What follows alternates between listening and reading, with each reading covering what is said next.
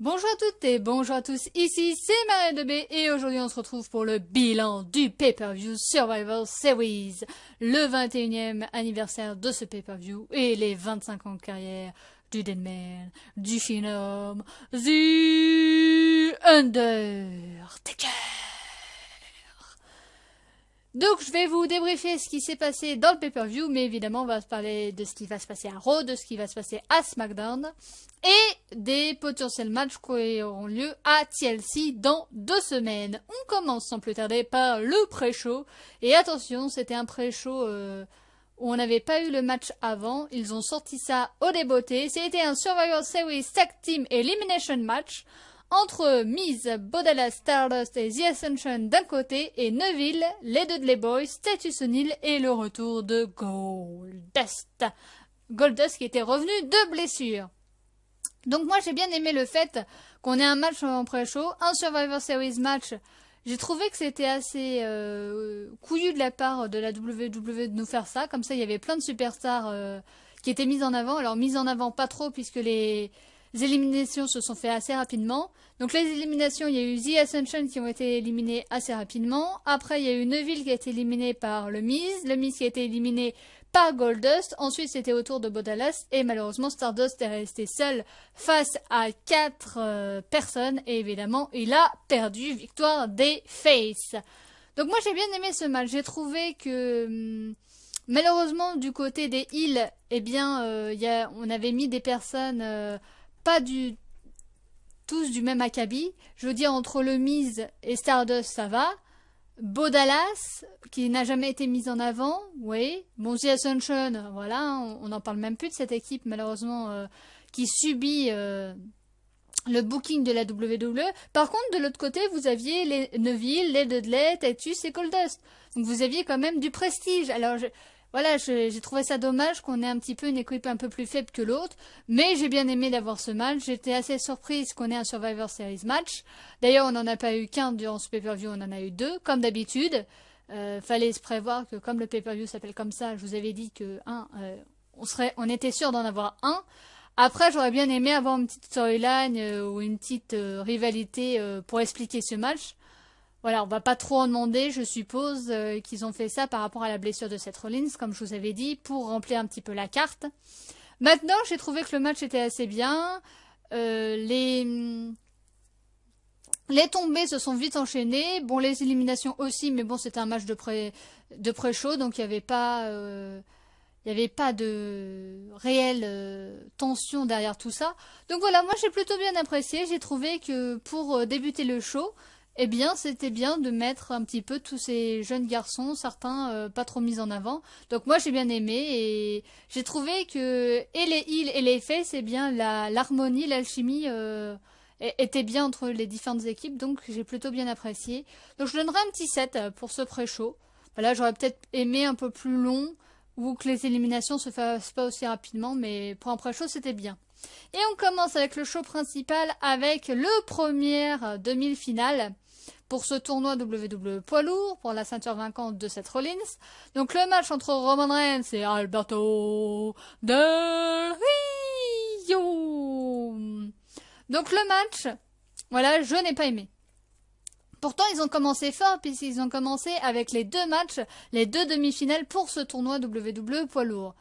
Mais ce match, c'était la lourdeur absolue. Il y avait beaucoup trop de temps mort, beaucoup trop de choses inintéressantes et beaucoup trop de je suis à terre et voilà, il y avait rien quoi. Et d'où Alberto Del Rio, d'où domine-t-il comme ça Roman Reigns? Bah, je ne sais pas. Depuis qu'il est revenu, apparemment, l'argent achète beaucoup de choses, puisque je vous rappelle qu'il était parti. Il achète le fait d'être revenu, il achète le fait d'être champion des États-Unis en battant John Cena, et il a fait de dominer de la tête et des épaules ce match. Mais il n'y aurait pas eu Alberto Del Rio, ça aurait été pire, parce que je trouve, malgré que j'aime pas trop Alberto Del Rio, voilà un point positif pour lui, je trouve que c'est lui qui a fait le match, c'est lui qui avait ce côté un peu punch, ce côté ah là là j'ai mal à la jambe mais en fait non c'est pour mieux t'embrouiller et hop je t'attaque. Cette partie là d'Alberto Del Rio j'ai bien aimé. j'ai trouvé que c'était lui qui avait fait tout le match et que Roman Reigns était un petit peu en deçà pour ce match-ci. Voilà. Alors, il faut savoir que ni Alberto Del Rio, ni Kevin Owens, ni les New Day ont défendu leur ceinture. Alors, je ne parle pas de Seth Rollins puisque lui était blessé et que la ceinture était vacante. Donc ça, ce serait peut-être un petit coup de gueule par rapport à ce pay-per-view. C'est qu'aucune ceinture, à part celle des filles, était défendue. Voilà. Ceci explique peut-être cela. Donc, il faut savoir qu'Alberto Del Rio, pour l'instant, ce qui s'est passé à Raw et à SmackDown, eh bien, ils ont recommencé la rivalité avec Jack Swagger, l'ancien Zeb Colter Guy. Donc, est-ce qu'il va affronter Jack Swagger lors du pay-per-view TLC? Là, il l'a affronté à SmackDown, ça s'est fini en disqualification de Jack Swagger qui a gagné par disqualification vu qu'Alberto Del Rio l'a frappé avec une chaise. Donc, est-ce qu'ils vont l'affronter à TLC? Si c'est le cas, je peux vous dire tout de suite que normalement, sans grande surprise, ce sera Alberto Del Rio qui gagnerait puisque Jack Swagger serait en fin de contrat avec la WWE, si ça n'a pas changé depuis, puisqu'avec toutes les blessés, ils ont pu demander à Jack Swagger de prolonger un petit peu son contrat ou de rester le temps que les blessés reviennent. Mais normalement, les plans de base étaient que ce soit John Cena qui vienne pour le titre des États-Unis à Boston, Massachusetts, chez lui, à TLC. Ce serait lui qui affronterait Alberto Del Rio. Alors peut-être que les plans ont changé par rapport à la blessure de Seth Rollins, ou peut-être pas, peut-être que là ils ont mis Jack Swagger en attendant John Cena, et que finalement ce sera John Cena chez lui à Boston dans 2 semaines qui affrontera Alberto Del Rio. On saura ça assez vite puisque TLC c'est dans 2 semaines. Donc voilà, le match en lui-même, voilà, j'ai pas trop apprécié. Performance plus à Alberto Del Rio, même si je ne l'aime pas trop. Un petit 6. Un peu plus que la moyenne, mais pas folichon. Le deuxième demi-finale, la deuxième plutôt, demi-finale pour ce titre WWE poids lourd. Un match entre Dean Ambrose et Kevin Owens. Donc, le match était beaucoup mieux, beaucoup plus rythmé. Il y avait moins de longueur, il y avait moins de temps au sol, on faisait rien. J'ai plus apprécié ce match, voilà. Typiquement, j'ai plus apprécié ce match. Pourtant, Kevin Owens, vous savez, je ne suis pas très fan, mais j'ai plus apprécié ce match. Je trouve qu'il y avait plus d'harmonie, plus d'alchimie, voilà. Victoire de Dean Ambrose, je vais dire assez logique, pareil que Roman Reigns. De toute façon, on savait très bien que ni Alberto Del Rio ni Kevin Owens seraient double champion, savoir ça, champion ou des États-Unis ou intercontinental et champion WWE poids lourd. Parce qu'ils ont bien vu quand ils avaient mis double champion Seth Rollins la merde que ça avait fait. Donc ils n'allaient pas faire 2 fois la même chose. Donc on savait très bien que la finale, pour plus de suspense, ce serait un match entre Roman Reigns et Dean Ambrose. Et c'est ça un petit peu le moins. C'est pas les matchs, c'est tout ça. C'est le tournoi, la finale. Pourquoi? Pour avoir Dean Ambrose contre Roman Reigns. Alors pourquoi pas nous faire tout simplement un match Roman Reigns contre Dean Ambrose sans nous faire tous ces matchs-là avant? Bah je ne sais pas. Voilà, moi j'étais un peu déçu. J'aurais préféré que Kevin Owens et Alberto Del Rio défendent leur ceinture que d'avoir des matchs comme ça qui servent à rien, puisqu'on savait très bien à la fin que ce serait Roman Reigns et Dean Ambrose qui seraient en finale pour un peu plus de suspense, pour savoir qui allait devenir le nouveau champion WWE poids lourd. Malgré tout ça, ce match était mieux que le précédent, donc je mettrais 7. J'ai bien aimé. On passe au deuxième Survivor Series match.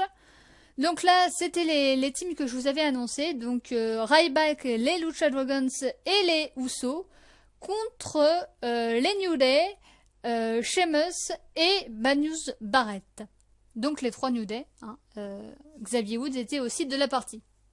Mais écoutez, ce match-là, j'ai bien aimé aussi. Je vous avais dit sûrement qu'il y aurait un Survivor Series avec ces équipes-là, puisque ça se cherchait de temps en temps à Raw et à SmackDown. C'est vrai que voilà, il n'y a pas eu non plus de storyline poussée et de storytelling autour de tout ça, mais bon, il y a eu quelques petits trucs, donc on pouvait s'en douter. Victoire des Faces. Alors, j'ai trouvé ça assez bizarre qu'ils fassent gagner et les Faces en pré-show et les Faces dans le show principal. Je me suis dit, bon, bah pour changer, ils vont faire gagner les Heels. Maintenant, ce qu'il faut savoir, c'est que quand Big E a été éliminé, tous les New Day se sont cassés avec Big E alors qu'ils n'ont pas été éliminés. Et Sheamus est resté seul sur le ring, a essayé tant bien que mal de résister aux assauts des 4 autres. ou des 3 autres, je me rappelle plus combien ils étaient. Bref, c'était pas très important. Et on a mis en avant Sheamus. Voilà, je vous dirai à la fin pourquoi c'était important ça. Et d'ailleurs, on parlera évidemment de Triple H à la fin. Victoire des Faces, comme je vous ai dit, donc Sheamus n'a pas su résister, mais ils l'ont quand même mis en avant. Ceci a son importance, notez-le. Donc le match en lui-même, oui, bon, voilà quoi. Un deuxième Survivor Series match, voilà, il n'y a pas grand-chose à en dire de plus. Victoire des Faces, je vais mettre un 6-7. De toute façon, il n'y a pas... Il n'y avait pas de... C'était pas non plus un truc de... Un truc, voilà, comme ça. On continue avec Charlotte qui défendait son titre contre Paige. Et alors là, c'est... Oh my god. J'ai pas apprécié. Mais pas du tout. J'ai trouvé ça chiant. J'ai trouvé ça ennuyeux. J'ai trouvé ça... C'était... Je passe mon temps à terre pour te faire mal avec mes prises de soumission. C'était ça le match. Bah... Moi qui n'aime pas Nikki et moi qui ai trouvé le règne de Nikki fade, et des fois je trouvais que Nikki était pas une catcheuse de niveau, bah je préférais Nikki contre Charlotte, où Nikki défendait sa ceinture. J'ai préféré. Ou quand elle a essayé de reprendre sa ceinture, j'ai préféré. Parce que j'ai trouvé qu'il y avait un petit angle plus sympathique avec ce côté heel de Nikki qu'elle sait très bien faire, avec toutes les prises heel et tout ça, j'ai préféré. Là, j'ai pas accroché. Pourtant, c'est exactement la même chose, hein, mais j'ai pas apprécié. Alors, il faut savoir qu'il y a eu une petite... que la rivalité continue, hein, parce que Paige a joué sur le fait que Charlotte ait mis sa main en dessous des cordes pour gagner. Elle a gagné par soumission. Je vous ai dit, ça m'étonnerait qu'elle gagne par soumission parce que sinon, ça voudrait dire que la rivalité ne se poursuit pas. Et en fait, ils ont joué sur le fait que Charlotte ait mis sa main en dessous de la corde pour gagner. Donc, il y a eu une revanche le lendemain à Raw. Autant vous dire que le match, je l'ai pas regardé parce que cette rivalité ne m'en joue pas. Le match s'est fini en double canote, double décompte à l'extérieur. Donc ça veut dire qu'on aura malheureusement un troisième match à TLC. Et Paige qui s'est vengé en faisant le page tapote sur la table des commentateurs. Voilà, ça c'était seulement le côté bien. Maintenant le fait qu'on ait encore un troisième match entre Paige et Charlotte à TLC. Pour l'instant c'est pas confirmé, mais ça sent puisque comme lors de sa revanche il y a eu double décompte à l'extérieur. Autant vous dire que ça suggère un troisième match. Autant vous dire que ça ne m'enthousiasme pas au plus haut point. Alors j'espère qu'ils vont mettre une troisième fille, mais pour l'instant ça n'a pas l'air.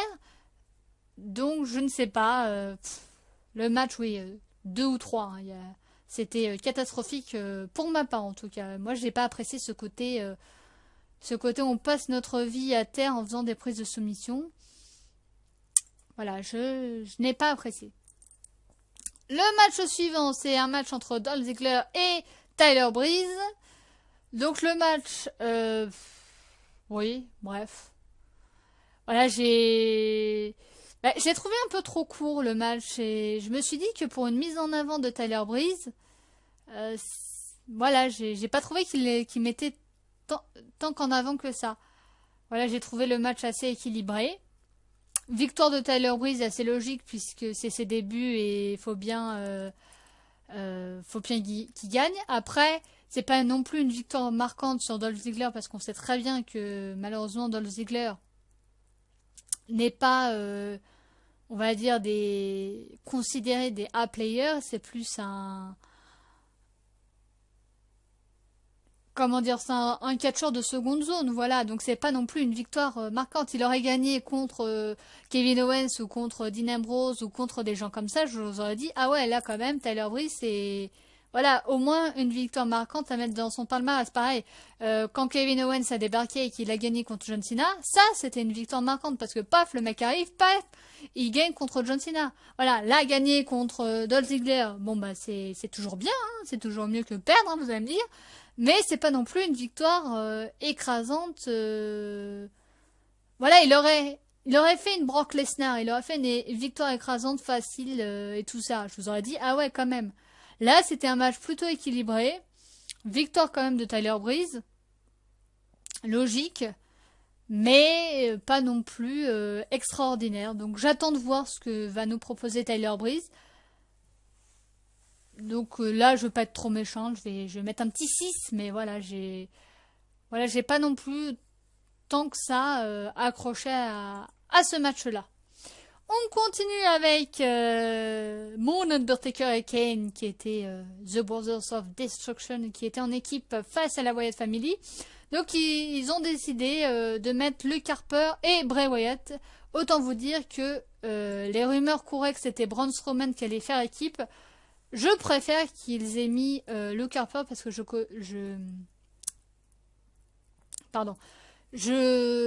j'adhère plus. Voilà, je suis désolée. J'ai un petit peu les mots qui me manquent. J'adhère plus voilà, à ce côté fou de Luke Harper que Braun Strowman. Luke Harper, quand je le regarde avec ce regard dans le vide, avec ce côté un petit peu cinglé et tout ça, j'y crois plus que Braun Strowman qui reste là sans rien faire. D'ailleurs, ça c'était la question, pourquoi il n'est pas intervenu? Bon, il est intervenu à l'extérieur un petit peu, mais il n'est pas intervenu du tout dans le ring. Et Eric Rowan, lui, est intervenu au début, mais il s'est fait tège à coup de double chokeslam, et donc on l'a pas vu du tout du match. Là, ça, j'ai trouvé que c'était un petit peu dommage, parce que normalement, la Wyatt Family, c'est les gens qui attaquent, qui viennent dans le match pour venir perturber les adversaires. C'est ça, la Wyatt Family. Et là, ce soir-là, on n'a pas eu la Wyatt Family. Il n'y a pas eu d'intervention. Bon, il y a eu une petite intervention de Braun Strowman à l'extérieur, mais bon, 2 secondes l'intervention pour faire passer Kane à travers la table des commentateurs. Mais sinon, voilà, en résultat, on lui a fait un double chokeslam sur la table des commentateurs espagnols. Voilà, Voilà. Bon, victoire logique de Kane et Taker, hein, vous allez me dire. Bon, moi, je vous avais dit, c'était le 25 ans de carrière, ils n'allaient pas le faire perdre. Par contre, alors là aussi, hashtag, qu'est-ce qui s'est passé? Il y a eu que ça. Il y a eu un match simple. C'est tout. That's all. C'est tout. Et après, il est reparti. Mais c'est naze! C'est nul! C'est 25 ans de carrière, putain! Le mec, il est là. Alors, je suis désolée, je suis un peu grossière, mais le mec, il est là. Il a donné 25 ans de sa vie pour ce sport. Il est là pour aider la WWE. Il a perdu contre Brock Lesnar. Il est là pour mettre en avant des jeunes. Notamment avec la Wyatt Family, même s'ils ont perdu, c'est quand même les mettre en avant de pouvoir affronter les Brothers of Destruction. C'est pas non plus, c'est la quintessence là. On est en haut du panier. Hein. Il a fait aussi équipe avec des gens comme Daniel Bryan avec la team Elno. Donc il a fait tout ça, l'Undertaker. Et là, ils ont fait une entrée. Alors là, l'entrée de l'Undertaker, c'est super cool. J'ai adoré. Là, on était dans l'ambiance. L'Undertaker, plus ces matchs avancent, mieux il est. Et, comme je vous avais dit, il est beaucoup mieux à 2. Parce que là, Kane a eu le temps de faire le truc, de passer le relais à l'Undertaker. L'Undertaker a fait quelques trucs. Et hop, je repasse le relais. Dès que je suis fatigué, c'est beaucoup mieux, c'est beaucoup plus agréable. Et l'Undertaker, mais en fait, c'est un diesel. Parce que là, sur ce match-là, il était géant. Moi, je l'ai trouvé géant. Alors, je suis fan, donc c'est peut-être mon avis qui est biaisé. Mais j'ai trouvé qu'il était vachement bien. Victoire de Undertaker et Kane, mais pas de cérémonie. Pas de truc waouh, feu d'artifice et tout ça. Rien. Hop, il s'en va. J'ai pas apprécié ça. Parce que tout le truc qu'ils nous ont dit, oui, c'est les 25 ans de carrière, c'est les 25 ans de carrière, c'est les 25 ans de carrière. Ça supposait qu'ils allaient faire un truc spécial. Je sais pas, au moins qu'il y aurait eu tous les catcheurs qui viennent l'applaudir et dire, ah ouais, quand même, mec, 25 ans de carrière. Alors c'est peut-être l'Undertaker qui a pas voulu. Ou c'est peut-être la WWE qui s'est dit, non, ouais, on est trop ric-rac. Là, à un moment donné, mince, c'est quand même ces 25 ans de carrière, j'ai trouvé ça nul, qu'il fasse juste un match simple et qui nous ait, alors je suis désolée encore une fois, cassé les pendant des semaines. Oui, c'est les 25 ans de carrière, on va faire un truc spécial, on va faire un livre, on va faire après Raw les 25 ans de carrière de l'Undertaker avec JBL, Michael Cole et Triple H en interview avec Stone Cold Steve Austin qui pose les questions, pour juste faire un match comme ça, pas d'intervention, ou si peu, et on gagne, et au revoir. Voilà, je l'ai pas précisé. Alors j'espère qu'il va y avoir un truc derrière. Alors peut-être pas TLC, hein, parce que ça fait peut-être un peu trop pour l'Undertaker. Peut-être au Royal Rumble. Peut-être, maybe. WrestleMania, c'est sûr et certain. Mais voilà, j'étais déçue qu'il fasse juste ça. Voilà, donc pour la déception, je mets 5-6. Pour le match en lui-même, je mets 7-8 parce que vous savez très bien que je ne suis pas... Dès qu'il s'agit de l'Undertaker, voilà, je peux pas donner moins. Hein. C'est l'Undertaker quand même. L'icône, la légende. L'Undertaker, même s'il est plus aussi iconique qu'avant, est-ce qu'on s'en fout pas un petit peu? J'ai envie de vous dire ça. Moi, je pense. Et on finit avec le main event. Donc, pour ce tournoi WWE poids lourd. Donc, c'était le match entre Roman Reigns et Dean Ambrose. Le match était bien. Un peu court, mais bien. C'était rapide. Ils ont tout donné, ça c'est sûr. Victoire de Roman Reigns, assez logique. Enfin, j'ai envie de vous dire, puisque depuis WrestleMania et le cash de Seth Rollins, ça fait quand même pas mal de temps qu'il devrait être champion. Après Money in the Bank avec l'intervention de Bray Wyatt. En fait, depuis le Royal Rumble, si vous comprenez bien. Parce que au Royal Rumble, il avait gagné le Royal Rumble match pour être dans le main event. Il avait affronté Brock Lesnar. Hop, sa fête a été gâchée par Seth Rollins qui a caché la mallette. Après, on lui donne une seconde chance avec le Money in the Bank. Hop, c'est Bray Wyatt qui gâche sa fête en commençant une rivalité avec lui. Donc ça l'a éloigné du titre WWE poids lourd et de la chance d'avoir ce titre. Et là, enfin, il allait avoir une opportunité directe pour le titre face à Seth Rollins. Seth Rollins se blesse. Paf, on revient à la case départ. Faut tout se refaire avec ce tournoi. Enfin, il arrive au main event contre son frère et ami Dean Ambrose. Il gagne. Et on a envie de dire, waouh, la consécration, ça y est, Roman Reigns est champion, c'est pas trop tôt. Triple H intervient.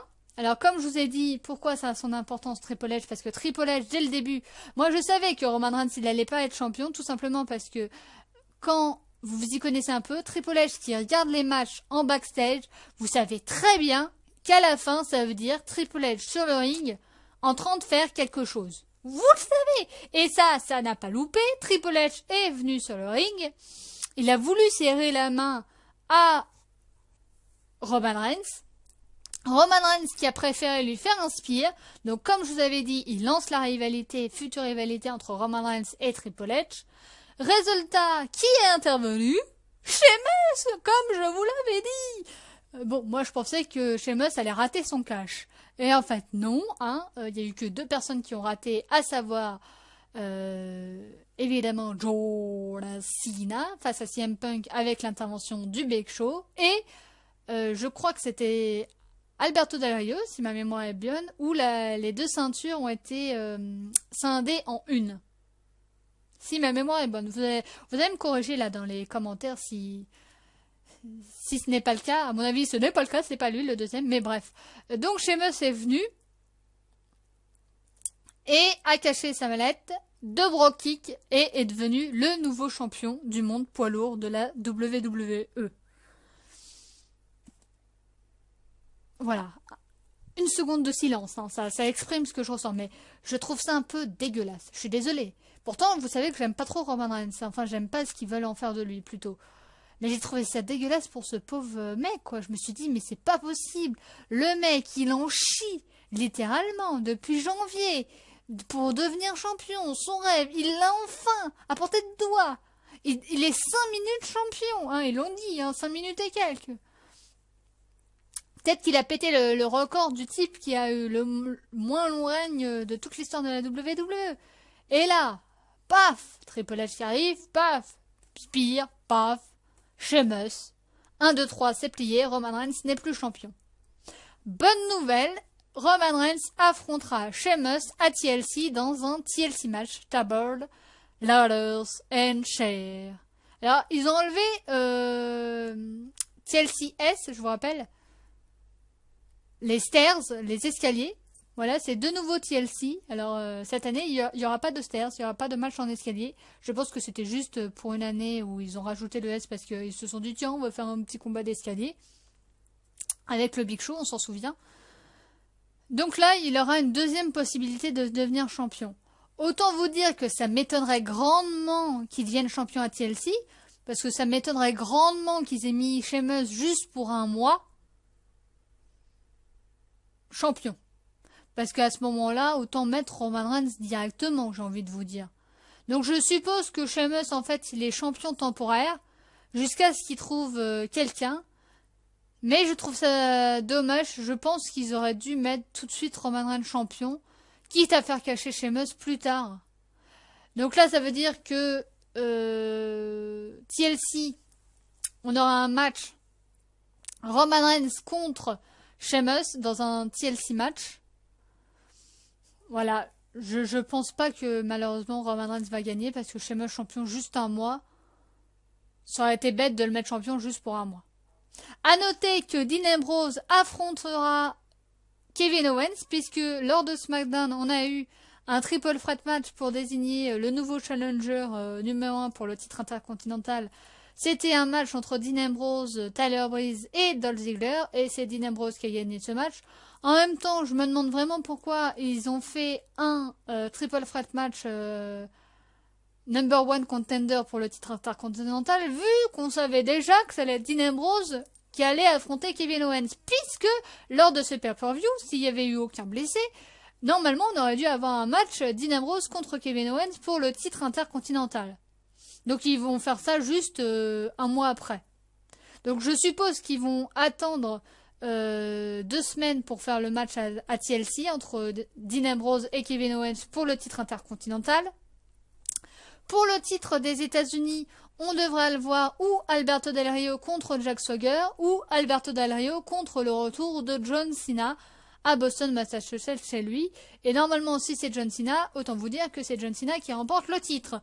Si c'est Jack Swagger, autant vous dire que c'est Alberto Del Rio qui gagne le titre, vu que Jack Swagger était en fin de contrat avec la WWE. Alors pourquoi je vous dis était ? Puisque Jack Swagger normalement avait mis fin à son contrat, la WWE lui avait dit oui. Mais là, avec tous les blessés, donc Daniel Bryan, Randy Orton, tous les gens pas là aussi, Tyson Kidd qui est blessé, Cesaro, ça y est, on a eu un update, Cesaro est vraiment blessé à l'épaule et apparemment une intervention serait nécessaire.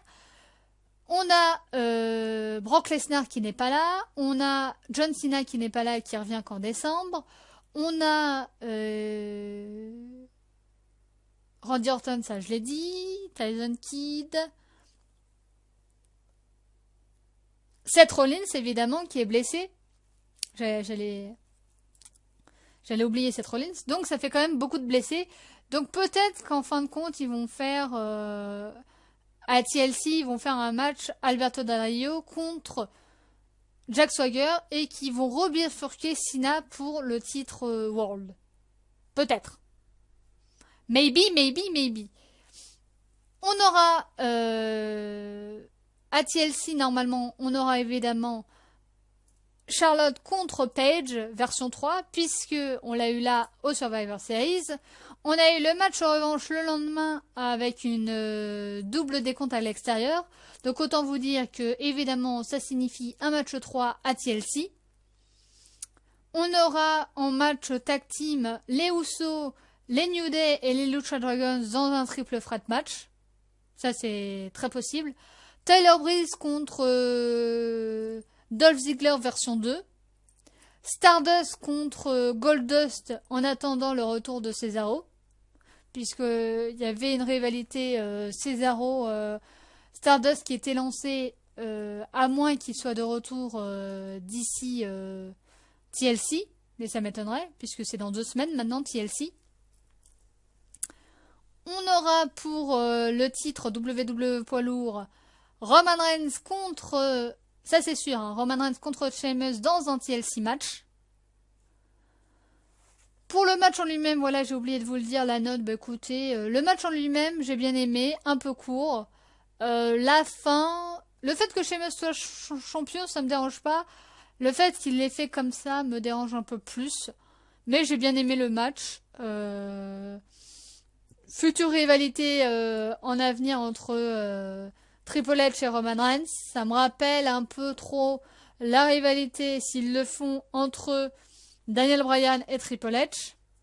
On va voir comment c'est tourné, mais j'ai bien peur parce qu'en plus là l'autorité est back apparemment, puisque on a eu dans Roman Reigns qui affrontait Rusev qui est revenu de blessure. On a eu l'intervention de Bad News Barrett et de Sheamus, et en fait Rusev était du côté de l'autorité. Donc les membres de l'autorité, Stephanie McMahon, Triple H, Sheamus, Bad News Barrett et Rusev. Donc voilà, peut-être que l'autorité est back. Autant vous dire que si c'est le cas, ça fait un petit peu redondant avec ce qui s'est passé. Et si on a en plus une rivalité qui se profile entre Triple H et Roman, autant vous dire que ça fait très redondant avec ce qui s'est passé avec Daniel Bryan. Je pense que c'est ça, malheureusement, le problème de la WWE, c'est qu'ils ne sachent pas se renouveler. Et mettre en avant les catcheurs, et que comme là, ils se sont retrouvés avec plein de catcheurs blessés, et ben, ils se sont un peu retrouvés dans la mouise à essayer de faire ce qu'ils pouvaient. Et pour moi, bah, malheureusement, c'est pas suffisant, quoi. Les matchs, il y avait certains matchs, les 2 Survivor Series matchs, voilà, on les a mis là pour compenser tous les catcheurs qui n'étaient pas là. Aucun titre qui a été remis en jeu à part le titre des Divas. Dans un pay-per-view, c'est pas normal. Normalement, tous les titres doivent être remis en jeu au moins une fois par mois. Cash de Sheamus, assez logique. Puisqu'on avait vu, en plus toute la soirée, ils nous ont dit que ça allait se jouer entre Dean Ambrose et Roman Reigns dès qu'on a su la finale. Donc dès le début du truc, ils nous ont dit, est-ce que ce sera Dean Ambrose ou Roman Reigns? On savait très bien, en plus avec Triple H dans les backstage, que ça allait être Sheamus le champion. Donc hashtag spoilage dans tous les sens. Donc pour tout ça, voilà, je vais mettre 6. Parce que c'est tout ça qui m'a déplu, le fait qu'on soit spoilé, que ça y est, Roman Reigns, il allait être champion, mais que derrière, c'était Sheamus qui allait cacher sa mallette. Voilà, j'ai trouvé que c'était un pay-per-view assez décevant. J'espère que TLC sera meilleur. Pour l'instant, un match de confirmé, Sheamus contre Roman Reigns dans un TLC match. On devrait avoir version 3, Nikki, pas Nikki malheureusement, Charlotte contre Paige. On devrait avoir les Usos, les Lucha Dragons et les New Day dans un triple threat match pour la ceinture tag team. On devrait avoir Tyler Breeze contre Dolph Ziggler version 2. On devrait avoir Kevin Owens contre Dean Ambrose pour le titre intercontinental. Pour le titre des États-Unis, Jack Swagger contre Alberto Del Rio ou alors John Cena contre Alberto Del Rio. Et voilà un peu les matchs qu'on devrait avoir. Et Stardust contre Goldust en attendant le retour de Cesaro. À moins que Cesaro soit apte dans 2 semaines. À ce moment-là, on aurait Cesaro contre Stardust. Voilà, c'était tout pour ce bilan pay-per-view. Un pay-per-view assez mitigé. Les matchs en eux-mêmes étaient pas mal. J'ai trouvé que pour les 25 ans de carrière de l'Undertaker, qu'ils aient rien fait à ce sujet-là, alors qu'ils nous avaient dit tout le temps que c'était les 25 ans de carrière de l'Undertaker, j'ai trouvé ça un peu dommageable. Autant rien nous dire. Le fait qu'il y ait beaucoup de blessés n'a pas arrangé les choses, mais en même temps, ils auraient dû mettre en avant un peu plus les gens au lieu de se rendre compte à la dernière minute que c'était trop tard, ou nous faire des storylines en 2 semaines. Je pense que c'était possible de nous sortir un petit truc comme ça pour qu'on s'accroche plus et qu'on se demande pas qu'est-ce qu'ils foutent là. Voilà, c'était tout pour moi. J'espère que ça vous a plu. N'hésitez pas à dire en commentaire si ce pay-per-view là vous a plu. Dernière petite chose avant de fermer ce bilan, je tiens à vous remercier parce qu'aujourd'hui nous sommes 65. Donc malheureusement je ne sais pas encore qui s'est abonné à ma chaîne YouTube. Ça c'est un petit peu dommageable puisque quand vous regardez le jour même, vous voyez que vous avez un abonné supplémentaire. Mais il faut attendre le lendemain pour que l'abonné s'affiche. Donc nous étions 64 avec Miss Bella Horton qui s'était abonnée. Et aujourd'hui nous sommes à 65 abonnés une semaine après. Donc merci à toi de t'être abonné. Merci beaucoup. Donc si tu peux me dire en commentaire si c'est toi qui t'es abonné, dis-le en commentaire. Oui, c'est moi qui me suis abonné, comme ça je te remercierai par ton pseudo la prochaine fois. De toute façon, je te remercierai la prochaine fois qu'on fera les pronostics, ce sera dans 2 semaines. Pour le côté catch, les pronostics de TLC, l'un des Big Four de la WWE, on espère que ce sera mieux que les Survivor Series matchs. Vous aurez les pronostics, le bilan, le top flop dans 2 semaines. Et sinon, pour ceux qui veulent voir des jeux vidéo, eh bien, vous aurez dès mercredi qui arrive le nouveau let's play sur Evoland. J'espère que ça vous plaira. Sinon, bah écoutez, comme d'habitude, je vous souhaite une bonne journée, une bonne après-midi ou une bonne soirée. Et nous, on se retrouve très bientôt. Allez, ciao, ciao!